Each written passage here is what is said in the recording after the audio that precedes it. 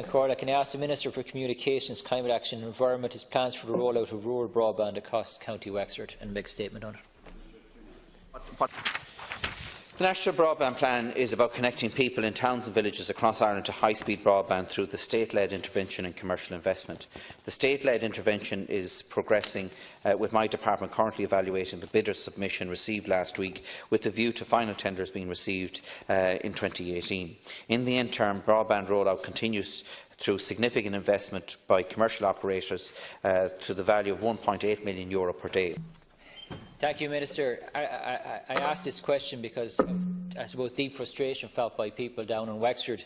Fibre to home is obviously key to bridging the rural divide in terms of access to digital technologies.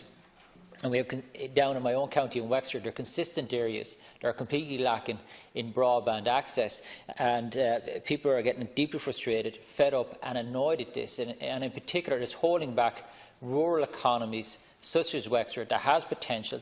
They wanted to develop their economies, but they are simply not able to. And it extends out not just in terms of businesses. Pretty much everything done at home, whether it's homework or grant applications or Medicare card applications or whatever, they're all done online now, and people can't do them. And similarly for our farming community, who want to develop modern, efficient technologies on their farm, but they can't do it either without access to broadband. The development is rural access to fibre, high-speed broadband is absolutely critical for all our rural communities. 1 minute, Minister. Thank you, Deputy Brown. Look, you're right, and look, I understand the frustration. We have the worst broadband speeds in Ireland, in Roscommon and East Galway. So I know exactly the frustration you're experiencing. And as I said to Deputy O'Keefe here earlier on, if we can get high-speed broadband to every home in Ireland on the back of a hair, it can't come quick enough as far as I'm concerned.